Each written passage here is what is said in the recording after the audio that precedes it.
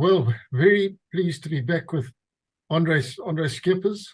Andre, as I've just said to you, I'm a little bit out of touch. I know that you've worked hard on this very subject of Mapai, and you've written up a lot on it. I've read some of it. I haven't digested it all, but it's a fascinating subject. And thanks again for your contribution. I just want to pick up with the fact that I did speak to Major Nigel Henson a few weeks ago, and Nigel was explaining, he went into some detail about various aspects, but one point he made was that the RLI sweep line, the support commander sweep line that he was in command of, which was alongside the SAS, appeared to encounter less resistance than you guys did. That's my understanding. You chaps walked into the trenches and took a pounding. But do you want to just kick off with that, Andre? And then I'm just going to let you run with it and make the points that you want to make. Thank you. Thanks again. Thank you, Hannes. Thanks for having me on your show. Hannes, so we've got quite a bit to cover. I'll try and follow through it quite sort of strictly. But remember the first interview, we dealt basically with the general deployment and the firefight, and then the withdrawal. And then according to my understanding in this interview, I just want to talk about the debrief and the evaluations and the assessment, which I think was very, very important. So, Hannes, it is a bit more polemical, and I might rattle a few cages, but I say it in love, I say it respectfully, and people are allowed to disagree with me. I don't have any issues with it. Sure. But Hannes, I will use notes. I have to use notes. I don't have the ability to just speak impromptu, you know what I mean, or in an ad hoc way. That's one disadvantage of getting old. My memory is not good. My eyesight's not good. My hearing's not good. I can't run as fast as I used to run. Can't do as many press-ups as I used to do. So it's quite a painful thing to get old. You know, people don't know that. But Hannes, before I look at the assessment, there are a few points I would like to bring up in a tabulated form. I've numbered them because I've had hundreds of inquiries, Hannes, about that operation. And people are asking me questions. And I think that I owe them, out of respect, just brief answers because they're sincerely inquiring. So do you mind if I just quickly do that? And Please go ahead. Please go ahead, Andre. And I just want to repeat what you've already just said. You know, inevitably, when you're talking about issues like this in military history, you are going to stand on toes. So, you know, this is a discussion that's done in the interests of history. And all we're trying to do is get on the record what actually happened and different people's perceptions. And so I really appreciate your approach to this. And I know you're dead honest, and you're just trying to inform the public as best you can about what you remember and your evaluation. So please, you've got the floor. Andre, you go for it. Thank you, Hannes. Hannes, first of all, I'm not a social media person. I get hundreds of emails, honestly, hundreds of emails, and generally I don't respond because I find it too much to handle. I'd rather just prefer to go for a run. Okay, I know it's not good, but that's what I do. And then some of the points I mentioned now, we didn't mention it in the previous interview because quite simply, we ran out of time. That's the only reason. So I thought I'd quickly take this opportunity and go through them. So I've numbered them, Hannes. Okay. One, my recount of Mapai is not anecdotal. It's not a story. It's not an informal opinion. It's not hearsay. It's not a suggestion. I'm reporting what I actually saw and experienced on the ground as an operator. Two, Mapai, the operation, is not viewed by me retrospectively now. In other words, I'm not looking back at Mapai 50 years after the event and telling you what I think. I'm sharing with the public and my viewers how I thought then, Hannes. You see, that's just the way I was. Three, we were the first in the sweep line to engage in the firefight. Now, I think I can say that quite confidently because I heard no more. I didn't hear any other gunshots on either side of me, and I was quite sensitive to shooting. So we were the first to initiate fire. Four, I'm not aware of what happened on my sides. And I can't, Hannes, speak for events further down on either side. I had emails and some lady Rhodesians, contacting me, wanting to know what the other men were doing on either side of me. And I don't know. I mean, if we know a bit about maths, you've got 150 men who's 7 meters apart. That's 1,050 meters. So it is a very long sweep line. So I can't, I don't know what happened on either side of me. The sweep line was just too long. Then 5, the enemy killed in Op Uric totaled 300 Zanla. That's important because later on, I'm going to confront General Walls and Ian Smith about what they're saying here about the operation being defensive. And regrettably, Hannes, 54 civilians were either killed or wounded in this operation. So we're looking at 354 altogether.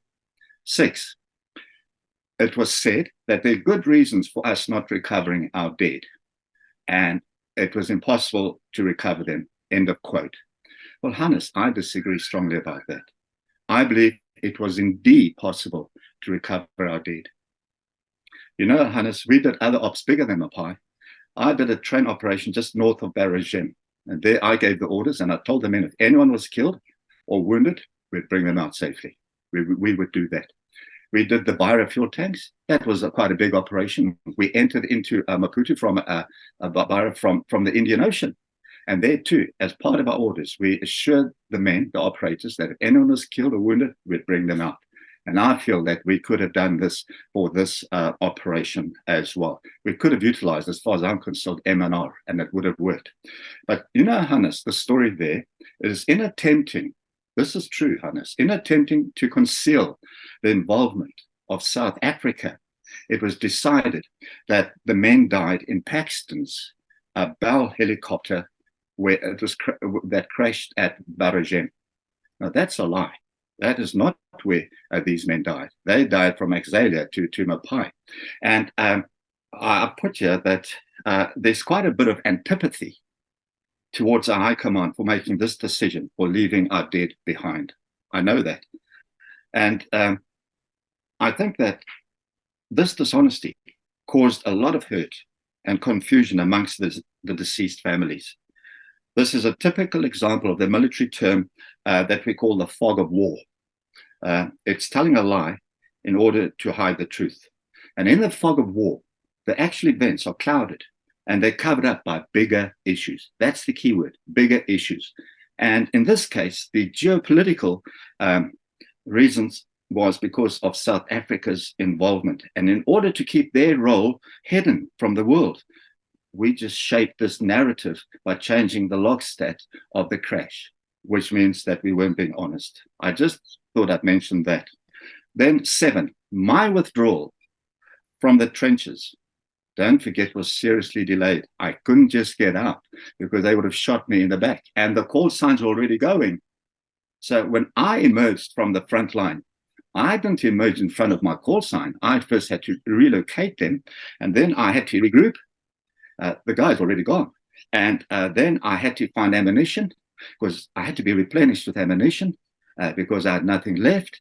And there's a bit of an administrative issue as well, because to my right, Daryl Watt, he had to go and set up the RAD. So he had to organize all that. And so I walked out alongside and parallel to RLI. And my call sign can confirm that. 8, I received an email from a person saying that the chopper flight path was planned by the senior commanders and not by the pilots. That's true. I agree 100%. See, the point I was making, I'm not blaming the pilots. They were outstanding. They were fantastic. I'm just saying, by following the road, we're looking at the issue of our vulnerability. And I think the senior commanders should have known better. But the ground operators were not consulted on this matter at all, even though we knew the modus operandi of the enemy. 9, Op Uric had more than just political implications. It wasn't just political. You know, the Lancaster House talks certainly had an important political role. But our briefing was that we were given, in it, we are given a threefold aim. It was political, it was economical, and it was militarily. And just like the blowing up of the bridges in the far north of Zambia temporarily affected Zambia's economy when Graham blew up those bridges, so too the disruption of communication lines in Mozambique had the same effect and served the same purpose. Mozambique was a poor country with debilitating economic problems. So that's the economic side. Then op Europe also served to militarily weaken the insurgents' access into Rhodesia from Gaza. So that's the military side. And then there's the political side. Mr. Mugabe was coerced to attend the Lancaster House talks under the severe constraint of the president of Mozambique, Samora Machel. And this was no doubt, people don't know this, but this was no doubt to the operational work and contribution of Lieutenant Darrell Watt and his 1,000 MNR operators under him working in the 10th province blowing up bridges. So he served a special purpose there. 10. Hannes, I've had scores of emails asking why I'm so circumspect and analytical towards some of our operations. And the answer is quite simple. It's just the way that I thought. You can ask Rick Molson from RLI. My predisposition was to strategize and plan right up to brigade level. I just thought like that. I like to live in that realm because, believe it or not, I was hoping one day to be a general. And so I planned to brigade level. I planned how much steak every soldier needed. That's 4 full battalions, 5,000 men, so that they got the right amount of protein to keep healthy. I worked out how much lime they need for the toilets, for disinfectants. See, I just lived like that. And so that's just how I was. And for me, not to examine my operations meant that I was being robbed of true meaning. You know, Socrates said, the unexamined life is not worth living. 11, being polemical doesn't mean that I'm attacking the person. I don't do that. I don't want to do that. Rather, I'm addressing a problem and not a person. It's about personalities. And it's not about personalities because we're all different. Rather, it's about evaluating and assessing our planning and its execution. You know, there's a proverb that says, after the event, even a fool can be wise. Well, I don't want to be a fool, and I'm not trying to be a smart aleck. And I'm not, I've written here, I'm not after the event, and I'm not trying to be self-opinionated. Now, it's true, Hannes, when we spoke last time, we said in assessing, we don't want to point fingers. But think about that carefully, because to measure, we have to point fingers, because our assessment doesn't exempt senior officers from their responsibilities or to ignore their mistakes, because rank does not absolve senior officers from the decisions that they make. And we are all held accountable to that. Now, I'm not against the high command, but I do think that there were particular instances where they did make serious mistakes. And we have to honestly recognize this. I do not want to appear to be haughty or arrogant because of my criticism of particular operational strategies. But please remember that I'm speaking as a man involved in the actual fighting, and I humbly acknowledge that I was just a lieutenant with only 6 years of combat experience. And to be critical of certain issues of the war doesn't mean that I was opposed to Rhodesia or the government or Ian Smith or the Rhodesian Front or the Rhodesian Army. I greatly respect all these aspects. Rather, I believe that no organization is beyond correction or constructive criticism. And so Paul the Apostle writes in Galatians chapter 4, verse 6, he says, have I become your enemy because I tell you the truth? Now, I share that sentiment. I say to Rhodesian Army, I say to Rhodesians, to SAS, to Salute Scouts, to RLI, have I become your enemy because I'm telling you the truth? For all my inquirers, please understand that my evaluations are not me trying to be negative. I'm trying to be realistic. I think that in my evaluations, I'm being more explicative than critical. And there's a big difference between the two, because to be explicative means to analyze and to develop meaning. I wanted to know the source and the motive behind many of my orders and directives that I received. Why?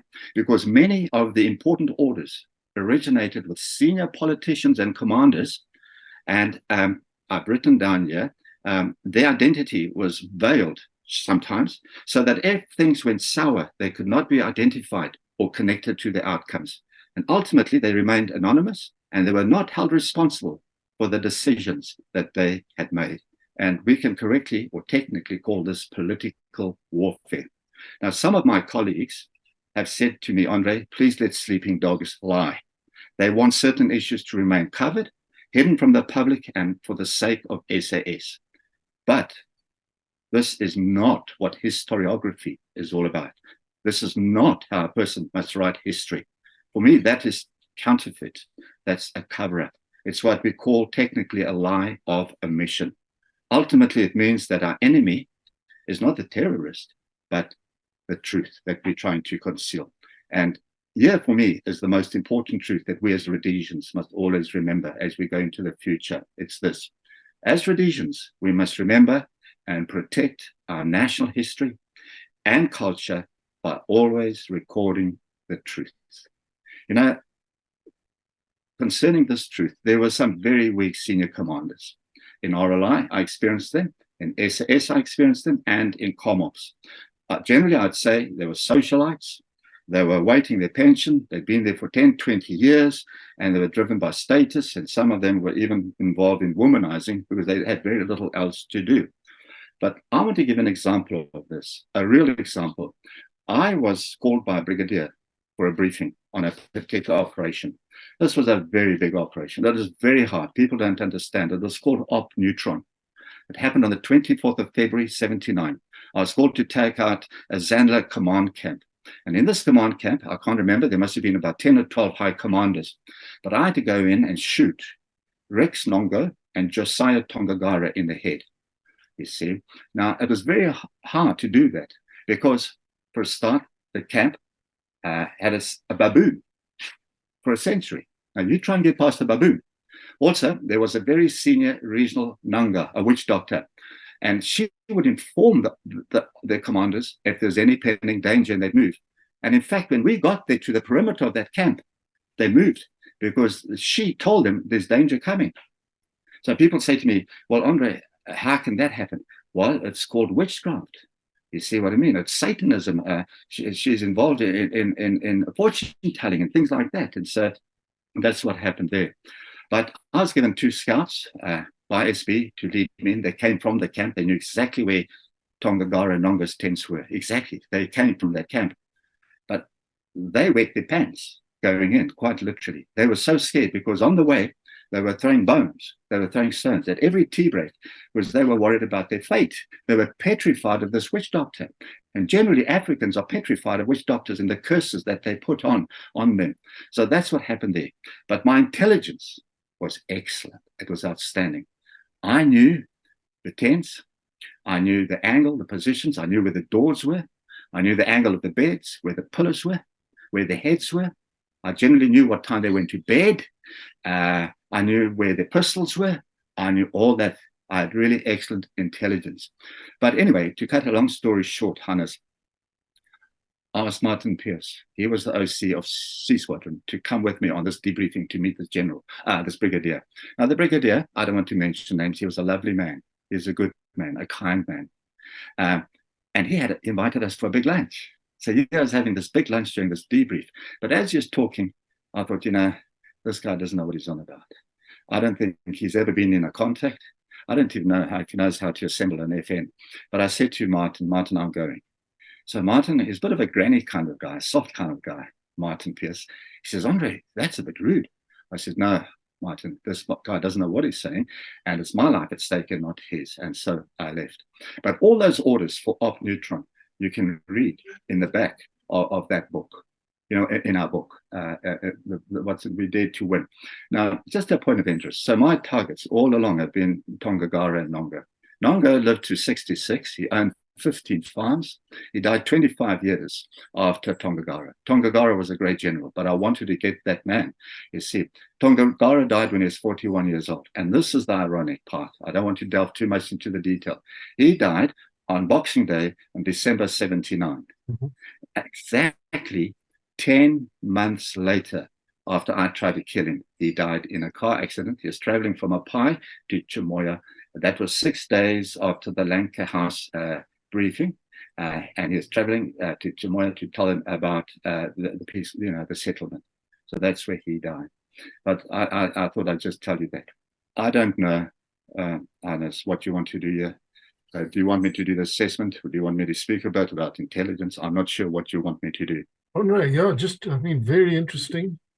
And we don't want to mention names. And I do agree, and I'm far less well qualified than you to comment. But just as a bit of a soldier and somebody who's obviously studied the history, I would describe some of the top military commanders as pedestrian. I think there's general agreement that some of the generals had got there in the old-fashioned way and were really out of touch with the emergency that had gripped the country. And they continued to take it in their stride. And there was very little real progressive thinking because these people weren't being shot at. And it was people like you who were at the coalface who were having to think about how are we going to survive and win. And yet there was this rather lackadaisical approach to the war at the highest level. And that is one of the sadnesses, I suppose, of what happened. But Andre, I just want to ask you a little bit more. You say commanders remained anonymous in certain operational events. Just try and go into a bit more detail there, because as I remember, it was pretty clear the chain of command and who was giving the orders. Okay, the politicians it might be a little bit unclear about which politician was dictating events at the time, but from a military point of view, surely the operations that you were involved in, you knew the chain of command and you knew where the buck stopped, as it were. Correct me if I'm wrong. Honest, I like the pedestrian word, but we didn't always know where and how the orders originated. Sometimes we did, sometimes it was covered, sometimes we questioned why did they do that, but there was no real answer coming forth. For example, on Mapai, you'll see they changed the tactics for some reason. I don't know why. You see, we're not told. I'm sure they had the reason, but a lot of this happened. But the big thing is, often when things went wrong, our personal experience, that the commanders that were involved in those decisions, they weren't held to account. What they did was basically cover up, and they got away with that. You see, so I'm speaking at a very basic operational level. But yes, there was a chain of command, but there were also other instances where decisions made were covered up from the ground operator, and we didn't know why we did that. And we were just told, look, that's just how it worked, and that's how it went, and that was the decision that was made. So that happened quite a bit as well. Okay. Yeah, I do. Going back to Daryl Watt and his success with Renamo, there has been some dispute about who was actually responsible for running that operation, with some people saying it was actually a CIO operation, and that the CIO were behind it. Others saying it was an SAS operation. But it's just, and I mean, I had an unfortunate disagreement with a former commander of the SAS about this very topic, because he said he didn't even know it was happening. And if he had known it was happening, he would have thrown a lot more men and resources at it because it was so successful. And this is one of the murky areas where it's just not clear what went wrong, because there was Daryl Watt with his not so small Renamo army, with his throat around the jugular of Mozambique, and about to change history, and somehow people in high places didn't seem to know about this. So something very strange was going on there. Yes, you're right, Thomas. Yes. We weren't always transparent, honestly, especially at the ground operational level. But Hannes, I can just share with you a few intelligence things, because remember, that's what I delved into, and that became like the center of my life. If you'd like me to share with you, I'll be very general. I'll just talk about some general things that I think that everybody perhaps had some sense, some knowledge about. Yeah. But I just want to say this, and then after this, if time permits, we'll just talk about the assessment, about the debrief. But the war took me far beyond the realm of guerrilla warfare, or what we call conventional operations. Guerrilla warfare, as you and I know, was all about firefight, force, and contacts, and ambush, and reconnaissance, and sabotage, and camp attacks. But hybrid warfare, you see, that was more regular. It was also called asymmetrical warfare. On the other hand, it's mainly non-kinetic. It was subversive, it was social, and it was political. It was very powerful. And asymmetrical warfare basically aims to exploit. Remember that word exploit, because Ian Smith and General Walls bring that word up later on, to exploit the weakness of its enemy. Not kill the enemy, to exploit the weakness of the enemy. And as you know, asymmetrical warfare involves cyber warfare, psychological warfare, disinformation, fake news, electoral propaganda, diplomacy, education. All these areas become available for the operator. And these were also some of the impositions that faced us as Rhodesians. And sadly, we as Rhodesians weren't even aware of the hybrid aspect of warfare. We were quite ignorant of it. And I can tell you honestly, the MI6 and the CIA, the POMs and the Americans were far advanced compared to us. We were ignorant of this realm of hybrid warfare. And yes, and our SP was infiltrated with the POMs, and they were pretty good in reporting back information. A big security leak there. But Hannes, this is what I want to say. We must not think that the Rhodesian army was always clean. We were also involved in dirty operations. What we did wrong might have been minimal compared to what other armies did, but we were still complicit. We mustn't forget that and deny that. I can give you many examples of just some general work that we did. I'd like to just share with you. For example, Hannes, the aircraft that we destroyed at Gweru Thornhill Air Base. That happened in July 1982. And there we took out 13 of aircraft. They were called these Hawk aircraft, training aircraft. And people say, but the war was long over.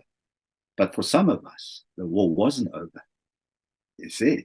And I remember this, that people thought that the New Zimbabwe, that was it, all finished. But some people didn't stop there. They carried on with intelligence work. And don't forget, I come from Thornhill High School in Gwelo. I did my A-levels there, so I was there for 6 years, and I knew the area very well. As was the case in this operation, I mentioned this because the identity, this is important, of the senior foreign politicians were hidden from the ground operators. The operators that breached the security, planted the limpets, and set the timers were not aware that they were being used for a higher agenda. There were hidden motives.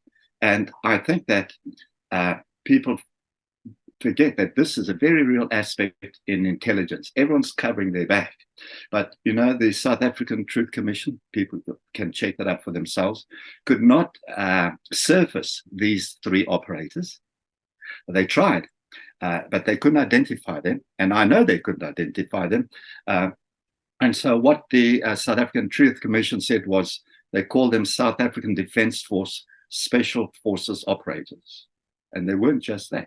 But I just thought I'd share that with you.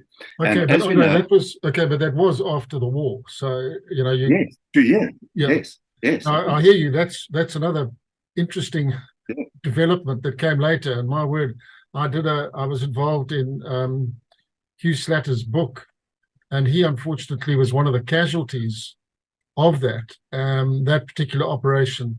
And it does, in retrospect, appear to have been a bit of I don't know what they were trying to achieve, but it certainly caused enormous hardship for some very good men in the Air Force who just happened to be on the wrong side at the wrong time.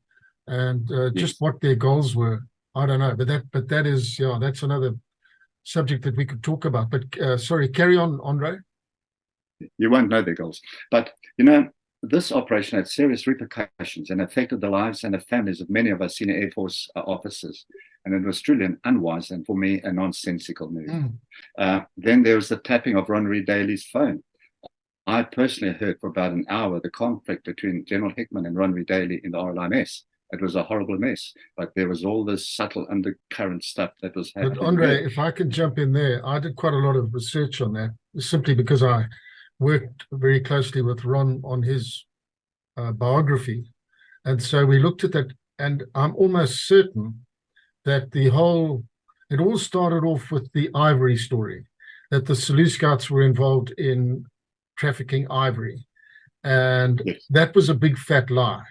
And that came out at Ron Reid-Daly's court-martial, when the prosecution came up with absolutely no evidence in that regard. And the judge president castigated the prosecution for actually even bringing this to court. So I think this was a very, very cunning move orchestrated by British intelligence to get rid of Ron Reid-Daly. They saw that he was one of the most capable, if not the most capable, operational commanders, and a very serious threat to British plans, because Ron might well have led a coup, and he would have. He was that sort of a man, and he had to be got rid of. And I think Dan Stannard, the late Dan Stannard, was instrumental. I think he was acting on behalf of British intelligence when he initiated that investigation, and it was on the back of the so-called Ivory investigation that bug was placed on Ron's phone, and that led to the discovery and Ron's court-martial. And I think it's February 1979, at a critical point in the war, Ron loses his commission and is out the Rhodesian army. I mean, it's something that I think we all got to look back on with a certain amount of shame, that we managed to get rid of one of our most important commanders at the most critical time in our history. But that's what happened, and again, a testament to British intelligence. They were very good, and they summed us up very well. Yes, what you're saying is spot on. And even our Directorate of Military Intelligence was involved there as well.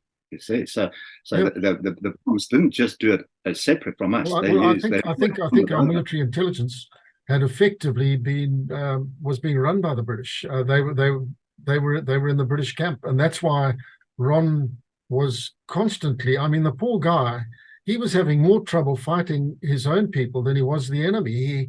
He had a big problem with Flower at the CIO because he correctly identified Flower as a spy, and British and military intelligence were also trying to bring him down. So I don't know how long he last. I don't know how he managed to last as long as he did. Okay, Hannes, I agree 100%. I'll just carry just general themes. There's the biofuel depot. That involved external operations as well. I had to go to Saldanha Bay, Donkergat, for recce training for several weeks. There were political implications, financial implications. We had to use those Israeli patrol craft, with the low silhouette that we launched off from Durban. There's finances involved. There's the destruction of locomotives in Mozambique. They'd say to me, take out that diesel electric train because we want to sell them a new one. There was nothing wrong with that train, but there was money involved. They'd say to me, because I'd walk on the Cobora-Bassa power lines, they'd say, look, please don't damage the power lines because the electricity is going to South Africa. You see, so don't touch the power lines. And that was quite common. What we did to our own M&R, when we took out the fuel tanks in Beira, our halo entrances, remember, we used to jump in. I did a couple from 20 grand, 2 o'clock in the morning, with oxygen to look for the camps. There was my close liaison with General Lewis. He headed the Special Forces of South Africa. There was the infiltration of Bureau of State Security and South African intelligence into the Rhodesian army. There's the silver mine intelligence surveillance. Before we could negotiate the Indian Ocean, we worked through silver mine because they could tell us the naval state of the ocean, the Southern Pacific and the Indian Ocean. That was quite important. There was the Seychelles coup. They sent me to Pretoria to go and tell the guys that they mustn't go on this coup because the authorities didn't approve of it and that the planning wasn't of the highest standard. And the chap's name was Mike Hall. Look, that was his name. I spoke to David Greenhalgh. I said, David, don't go. I went all the way to Pretoria and he wouldn't listen to me. And they went on that coup anyway. And then there was the flawed recce of Oktepid. That was a flawed reconnaissance. And afterwards, some of the senior commanders blamed Lieutenant David Greenhalgh in the debrief because he let the Turs out through the back, the Zipra soldiers through the back. And all his papers, before he died, he sent to me, everything, all that discourse. There was intelligence gathering of bridges, dams, structures, power lines for after independence. Even Risco, Rhodesian Iron Steel Corporation, for sabotage. I knew the plant, iron plant, steel plant, roller mills, coke ovens. We had to get all those measurements. Then also there's the falsehood of the post-election operation of a hectic in Quartz. Hannes, that's what was called a false flag operation. But South African intelligence informed me that ComOps and senior officers weren't being transparent and honest about what was going to happen there. And a false flag is something that is used to misrepresent one's true motive. We thought we were going to take out the PF at the various camps, but ComOps had no intention all along of executing such a plan. And I remember the day General Walls, that day, came to SAS. The soldiers booed him. Terrible for that to General. They didn't even stand up to salute him. That's what they thought of him, because this operation. In retrospect, it was understandable, I suppose. All that expectation, all that those chaps had put into the effort, the disappointment must have been crippling. When you see that, you think, wow, that's. But Andre, just tell us again about the aftermath of Lancaster House and the death of the lawyer, the constitutional lawyer, John Giles. And as I was informed there, South African intelligence, General Wirtz, that they felt that he did not die by accident. He was assassinated by MI6. So I was given names, and I was told to go and take him out. So I said, that's not my sphere of work. They said, no, they will equip me thoroughly. And in that sense, they did. I had the middleman who was at Amsterdam. He was very clued up. He would have set me up in London, familiarized myself, got the weaponry, the tactics, everything, the venue, everything. But remember, I was compromised on going there because the French police arrested me and I was jailed for a couple of nights in Germany and then exiled to back to Switzerland. And under armed escort, I was flown back to Rhodesia. So that never transpired. So I never met the middleman. I never got there. And it was an operation that concerned me very much because if I was given the right target, the right man, the right time, the right place, the right weapons, that would have been okay. But how do I just get out? I got the sense that they'll send me in, but they weren't really that concerned about my extraction because our passports weren't recognized internationally throughout the world, and so I had to try and get back to Switzerland because I flew into Zurich. So that was a very high risk, but that was the kind of work that went on, and they never fully informed you of the outcome or the results. That was very veiled intelligence. That's what made it so interesting. It's interesting this because you talked about Tonga earlier, and looking back, two people nearly disrupted the British plan. One was John Giles, who was too smart and had tumbled to what the British strategy was. And he could see what Carrington was doing, basically lying to everybody, telling everybody, the different parties, what they wanted to hear. And that's one of the reasons why the British wanted Ian Smith and P.K. van der Bijl out, because they could see that they knew too much and they understood how the Brits operated, so they had to go. But there was John Giles, who was really just there as a lawyer, but he could see what was going on and he was making too much noise.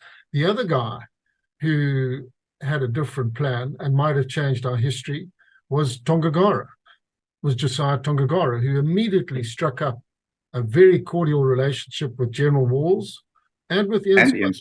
And said straight to Walls, listen, forget about these politicians. We the soldiers, we calling the shots. Your army and my army. We can decide the outcome of this and let's get on with it. Yeah. And that troubled the Brits because then they would have lost control. They would not have been able to direct events. And so he had to go as well. So not only are the Brits very cunning, they're also pretty ruthless. And they got their man, they got their way, and unfortunately, that was the end of us. Yes, and they couldn't be trusted. I'm being honest with you. That's what made me scary about the intelligence work that I was doing. Hannes, there were double agents in SAS, quite several that I was aware of. There were security leaks in SP. There were too many Pongs that infiltrated SP, reporting back to MI6. You know what I mean, to British intelligence. There's our work, I follow up on Ken Flower, which I had no real success, but we viewed him we were informed by South Africa that he's a double agent, he's a spy, and he's passing on some of our intelligence, our operations to the enemy. You see, I know people doubt that and question that, but that's the information I got from top sources in South Africa. But I'm still of the absolute conviction that there were two major issues that affected Rhodesia's future military role. Firstly, this is not my view, it was how our intelligence eroded the effectiveness of Salute Scouts, because Salute Scouts was perhaps the most powerful and effective unit in Rhodesian army. It was the kind of unit we wanted and that we looked up to, because they were very effective in their role. And so the way we shut down Salute Scouts CEO, Ron Reid-Daly, was shameful. And like I said, military intelligence was involved in that. And that was really a big issue in the Rhodesian army. Yeah. See, that's one thing. As discussed. I don't know if you agree, but I felt very strong about that at the time, not now, then. And then secondly, our short-sightedness or inability to comprehend the strategic geopolitical role that RENAMO could have had if we utilized it in a more comprehensive way. You know, RENAMO could have altered the whole of our Eastern Front if we played our cards. But it's like our top politicians and our senior military commanders didn't have the sensibility, the awareness, the ability to deal with that and to use that kind of warfare to change the environment there. I agree with you 100%, Andre. They weren't thinking out the box. The guys thinking out of the box were people like Ron Reid-Daly and yourself, who were looking at these different angles. But the guys at the top, some of them were spending more time on the golf course than they were on socializing. We're trying to win the war. And then, Hannes, there were other important forces that at play that I think we should have dealt with. Now, of course, I'll guard myself. I'm not trying to be opinionated. I didn't have a 2020 vision, and I could be wrong in my assessment of things. But at the time, I felt that Rhodesia needed there was structural discrimination in the military force. I'm thinking of RAR. Then also, we should have appointed some black generals. We should have brought them into the Rhodesian army so that there was more of a cohesive unit with black generals. I think we should have reconfigured COMOPs. All those old fossils, they should have gone on pension and retired. They shouldn't have been there. The SFA. So what that Padbury guy says, you know, about the SFA and about the Rhodesian Front and the top generals, there is some truth to that. I might have been a bit hard on that guy, but the SFA development should have been better integrated into the Rhodesian structure, military structure. There's purging of CIO and SB that had to be done. That was very important. That's where all our security leaks were happening. And I think we should have adopted closer ties with ZIPRA. Instead, at the end, we went and attacked ZIPRA, and we did Mr. Mugabe a tremendous favor. We did all his dirty work for him. But I quite like the idea of ZIPRA being on side. So I just shared that with you. And this is what I've said here. Please note that these issues that I mentioned are not as considered by some to be mere Rhodesian, post-Rhodesian opinions. But they were issues that we could have and were well able to deal with at the time. But for various reasons, we were amiss. We didn't do that. It's said. So, Hannes, that's really all that I would like to say about the intelligence aspect of my work, because I saw that as a very, very important realm of operations. And I think most of the Rhodesian soldiers that were doing the Hondel, the fighting, weren't aware of that psychological hybrid realm. No. And it was a terrible realm to work in. But Andre, you'll see that photograph. There's that photograph there. I think John's going to put it in of me sitting next to Chippy and Napoleon, my two dogs. And it says there that intelligence response. These were the only two friends I could trust. I didn't trust anyone else. Of course, I could trust my mum and dad, but you couldn't involve them. And it was a very lonely war. It was a horrible war that I experienced there in my life. And you know, Hannes, doors opened for me. A major came from SAS from British SAS to recruit. So I could have gone to British SAS. He met me. I turned that down. I could have gone to Canada, Ontario, CIA. I was recruited there for espionage. I could have joined Bureau of State Security. I could have joined South African Intelligence. I had many job opportunities, but I declined all of those for various reasons. So, yeah, but that's the realm I went into, which was not, Andre, was not nice. Just one thing I'd like to check in here. You know, you don't lose sight of the fact that throughout that war, we were beholden to the South Africans. And the South Africans blew hot and cold. And I'm just having done this book with Mike West, and I've had people writing to me saying how much trouble they had, not in the South African Navy or the Air Force so much, but in the Army. If you were English speaking, it was very tough. There was a great deal of antipathy towards the English speaking people, and John Forster was cut from the same sort of cloth. The Rhodesians were essentially an offshoot of the British. And so there was a very sort of mixed feeling. Are we going to be loyal to these people? Yes, they might be strategically important to us, but do we really like them? They're not part of the folk. And so there was this ongoing sort of balancing act. And well, as well as I do, the South Africans blew hot and cold, and they wielded enormous leverage over us. And in many ways, our hands were tied, and we weren't able to do all the things that we wanted to do. Things might have turned out differently, but there were times when the South Africans were putting pressure on the Rhodesians at a political and military level to exercise restraint. I mean, the whole détente thing, cast your mind back to that. At the end of 74, the war was almost won, when the South Africans stepped in and insisted on détente, on a ceasefire, and the only people who honored the ceasefire were the Rhodesians. The enemy used it as it was a reprieve. It was a chance for them to replenish and retrain and get going again. So that was a pivotal point in our history, and the South Africans did us no favors there. So that is a factor.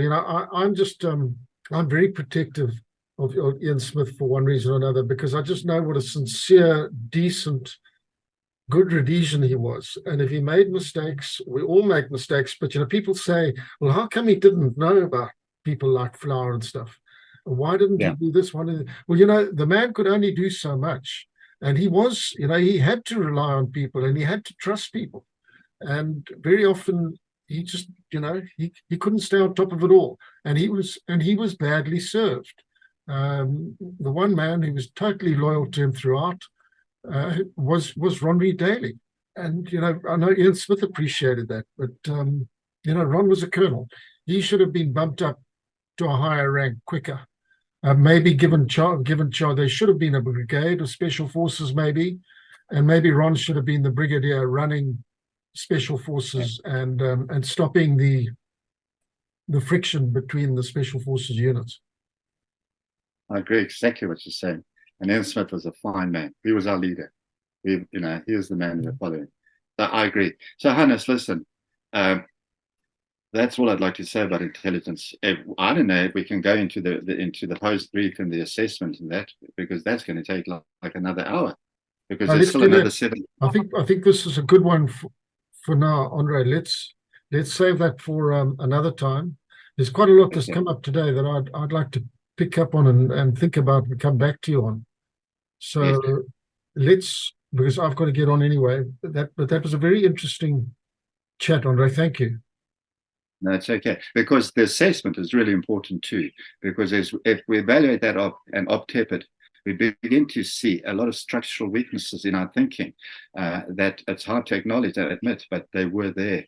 And people generally suppress those issues, but they are true, and we need to be aware of them as well. So I would like to speak about that, because I was involved there. I led in the squadron, and so I was quite aware of what was happening there. But okay, Hannes, yes, you let me know next time, okay? Thanks, Andre.